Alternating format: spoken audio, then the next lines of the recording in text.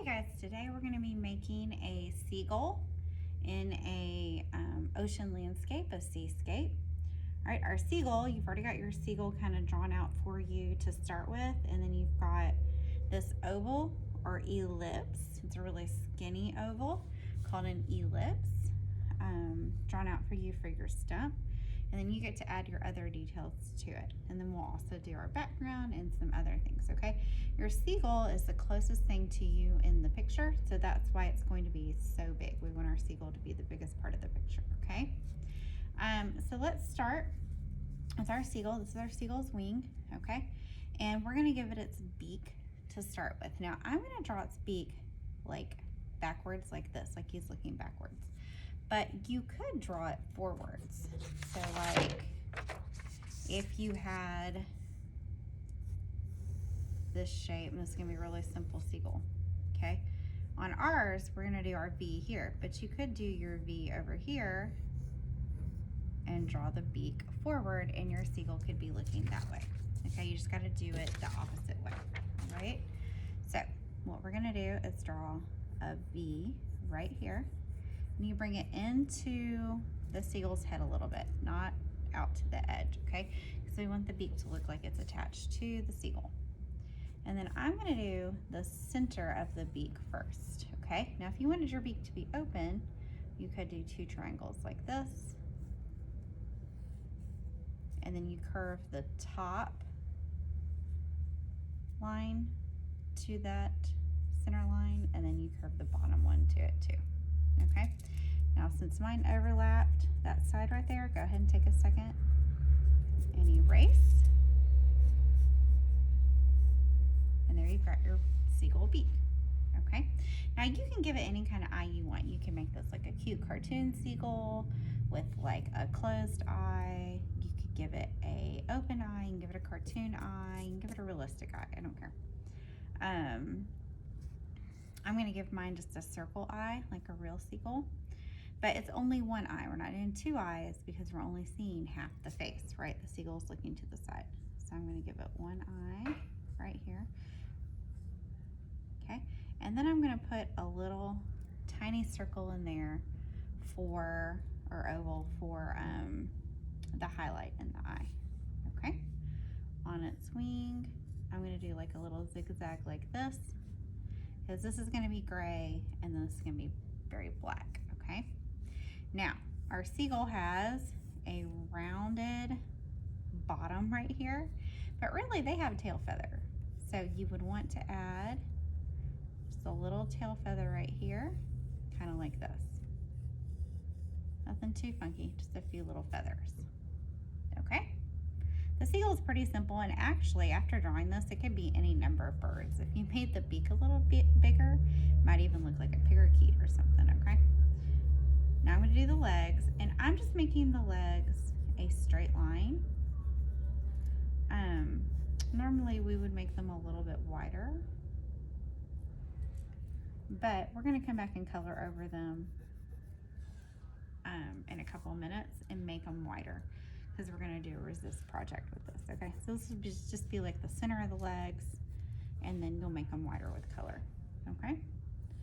And then here's your ellipse. Remember that big fancy word for our skinny oval, and that's for the top of the log or pier or something that you're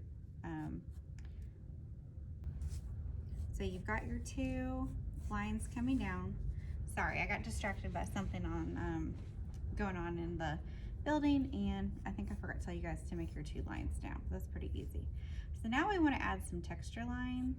So I'm just going to add some kind of rounded lines for the top of my log to make it look like a log, and then some lines here for some texture, so it looks like it is wood and it has like grain to it, okay? Now the last thing that we're gonna draw, we're gonna add some more details when we paint, but the last thing that we're gonna draw is our ocean line, all right? And so we want this line to kind of come forward and back and kind of curve like this. This is gonna be the water meeting the sand. So this will be water, this will be sand, okay? And then up here, we wanna put our skyline or our horizon line. Your horizon line is where your sky and your ground meet, and the ground in this case is the ocean. It doesn't have to be perfect, it doesn't have to be perfectly straight. We're just gonna get a line up there, okay? Now what we're gonna do next is we're gonna trace everything in Sharpie. So, okay, I'm gonna write Mrs. Elkin. You're not gonna put Miss or Mr. You're going to put your name, like you would write it when you turn it in on at school, okay? Whatever you go by. Okay, so the next thing that we're gonna do is we're gonna use our bins of, these are your twistable crayons and your twistable colored pencils. And you can choose what you use as far as the colored pencil or crayon, whatever works best for you. There are some more colors in the colored pencils, like there's grays and stuff, like you might want a gray, okay? Now I'm not gonna color my whole seagull in. What I'm gonna do is I'm gonna take this gray, I found a gray, or you could also use, this is a black, okay? But the way you make gray with a black is you color very lightly, right? If I want to take a black crayon and I want it to look more gray than black, I color lightly and then I'll make it gray. And then I press harder and it's black. So you see how those are two different values, okay? That's called value, lights and darks. All right, so I'm gonna use both of these in my picture to start with, okay? I'm gonna take this, and seagulls are gray, but they also have some white values. So I'm really just gonna shade around the edge of my seagull a little bit. Now you could, if you can find a good gray, or if you wanna color the whole seagull, you could color the whole seagull gray.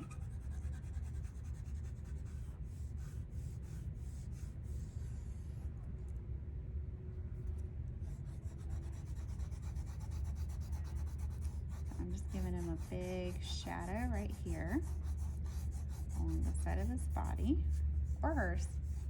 Could be a girl seagull. Maybe some of you added eyelashes. Be fun, huh? Okay, now I'm also gonna put a shadow right here on this side. I'm just coloring a little bit of it. And right here under the wing. Now, at this point, it really would not take you that much longer to color the whole seagull. But another idea would be, you could give it like texture for like feathers. Okay, they have feathers, right? Seagulls are birds. So you can color the whole seagull a gray. You can shade it and add some feathers. Or you could even do this over your whole seagull, this kind of feather texture. But your seagull is the most important thing, so we really want to take our time, do a good job, color neatly, okay? You don't have to color in circles. You're just coloring nicely and taking your time, okay? And if you want to add the texture, you can add the texture.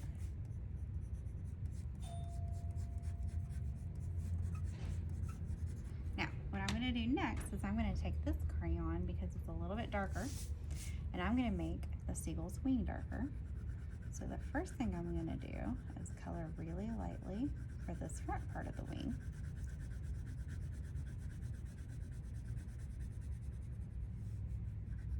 And this will just give us a variety of values. Value is what one of the elements makes your artwork look really interesting. Okay, if we color the seagull all the exact same value of gray, nothing's gonna stand out and it's not gonna look very good, okay? So what makes certain things stand out is coloring them different values. So even though seagulls are all gray, they also have some blacks and some whites in them. And look, I just got out of the lines a little bit with that wing. That's okay. I'm just gonna come underneath it and shade it. Just blend it. Make it look like I did it on purpose. Okay. And then right here on the tail, I'm gonna color that. Somewhere between these two. Probably not as light as this, or maybe even starting off dark and getting a little lighter. Okay. All right, and then you're gonna use a yellow or an orange, whatever you want for the beak and the legs. And you can use a crayon or a colored pencil. I'm gonna use the colored pencil.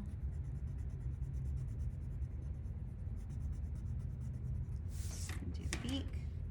And then remember what I said about the legs. We're gonna make them a little bit wider with the yellow.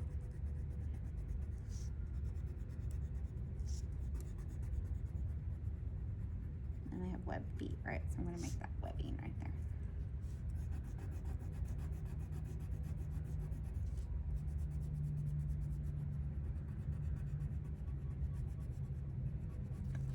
All right, now our seagull is the only thing that we are gonna color, except for our wood. We're gonna color our wood too. So we're just gonna color our seagull and our wood, and the rest of it we're gonna paint. That sounds like fun, huh? So you can use, again, a crayon or a colored pencil that is brown. Try to find a brown, okay? So I have a brown. This is the only brown I could find. I'm sure there's another one in here, but this one came first, so. And we're just gonna lightly color the top of this. I'm gonna do, remember we're talking about different values, make it more interesting.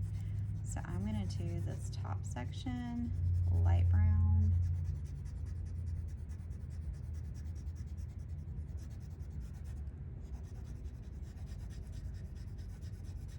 And then I'm gonna come down here and press harder and do this lower section, a darker brown. Now, my colored pencil is actually running out, so I will probably have to switch in just a second, but just so you can see the difference in values, I'm gonna press harder here. I'm still coloring pretty neatly, right? You see how this is gonna be darker and this is gonna be lighter, okay?